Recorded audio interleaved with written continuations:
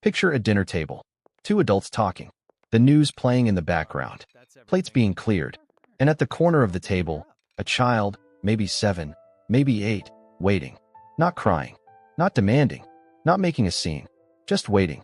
For someone to ask how their day was. For someone to look over. For a moment that would say, "You're here, and we see you." The moment never comes. So the child does what invisible children learn to do. They stop waiting. They help clear the plates instead. They become useful. They decide, somewhere below the level of words, that the safest thing is to take up as little space as possible. If you were that child, you know exactly what I mean. And here's what no one ever told you. That child didn't disappear when you grew up. They're still in you. Still running the same rules. Still clearing the plates before anyone asks. By the end of this video, you're going to understand exactly how that invisible child became the adult you are today, and why some of what you struggle with most has nothing to do with who you are now, and everything to do with who you had to become back then. Being an invisible child doesn't mean your parents were monsters. Often, they weren't. Maybe they were overwhelmed. Maybe they were dealing with their own pain. Maybe there was a sibling who needed more, who was louder, sicker, harder to manage. And you, being the easy one, got moved to the background without anyone making a conscious decision to put you there. But the effect on a child is the same, regardless of the intention. Because children don't have the cognitive capacity to say, "My parents are overwhelmed, and this isn't about me." They have one interpretation available. Something about me isn't worth responding to. Not, I'm not being seen. But, I'm not worth seeing. That distinction is everything. And the child who concludes they're not worth seeing doesn't fight it. They adapt to it. They become the good one. The easy one. The one who handles things. The one who doesn't add to the pile. But here's what most people never see. What that adaptation costs, and where the bill comes due. The invisible child grows up. But the strategies they develop to survive invisibility don't disappear. They just move into adulthood wearing different clothes. The child who learned not to ask for help becomes the adult who handles everything alone, because asking still feels like risking rejection. The child who learned their feelings weren't worth responding to becomes the adult who struggles to name what they feel, because they spent years learning to suppress it before it became a burden to someone else. The child who performed okayness to keep the peace becomes the adult who doesn't know how to stop performing, who smiles in situations that hurt, who says "I'm fine" before they've even checked if they are. And the child who was praised for being easy becomes the adult who confuses being low maintenance with being lovable, who earns their place in every room, who gives more than they receive and calls it generosity, when really it's the only way they know how to justify their presence. They don't always know this is happening. They just know they feel tired in ways they can't explain. Lonely in rooms full of people. Grateful when someone notices them, and somehow suspicious that it won't last. And this is where it gets complicated. Because the invisible child didn't just learn to disappear. They learned something else, something that became both their greatest wound and their most unusual strength. Here's what growing up invisible quietly takes from a person. It takes the sense that their needs matter. Not dramatically, not in a way that shows up on a test or a diagnosis.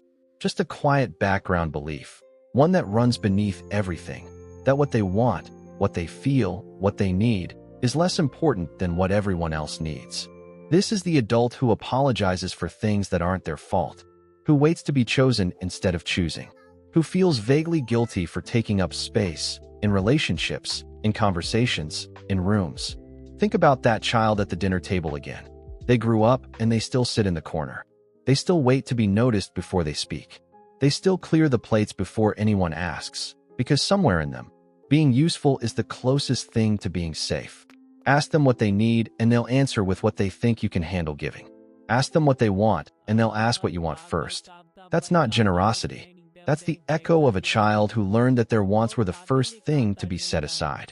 But there's something that most people who grew up this way don't know about themselves, something that took root in the silence, and became one of the rarest things a person can have. Here's the thing about spending childhood in the background. You had a lot of time to observe.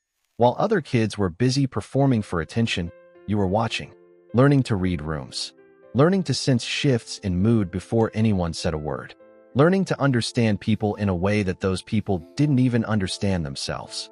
You became, without trying, someone with an extraordinary capacity for empathy.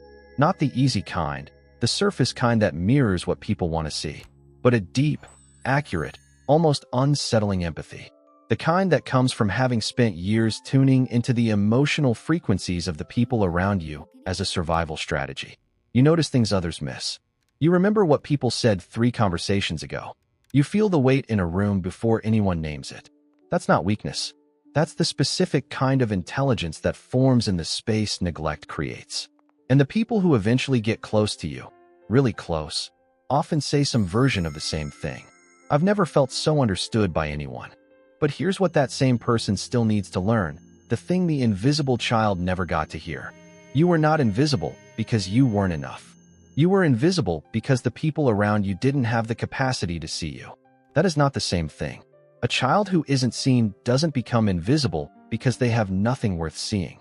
They become invisible because the people who were supposed to look couldn't, or didn't, or were too lost in their own pain to turn towards someone else's. That was their limitation, not yours. And the adult who grew up invisible often spends decades unconsciously trying to solve the original problem, trying to become visible enough, useful enough, easy enough, exceptional enough, to finally deserve the attention they didn't receive. But that equation was never true. You didn't fail to earn it. It wasn't available. The work now isn't to finally become worth seeing. The work is to stop agreeing with the verdict that was handed to you before you were old enough to question it. Remember that child at the dinner table, still waiting, still clearing plates, still making themselves small so no one would be bothered by their presence. That child was not invisible because they had nothing worth seeing. They were invisible because no one looked.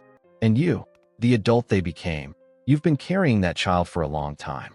Carrying their rules, their strategies, their quiet belief that taking up space is a risk. But you don't have to carry them the same way forever. The invisible child learned to disappear to be safe. The adult gets to decide, slowly, imperfectly, on their own terms, to take up space. If this video found words for something you've been carrying, comment invisible below.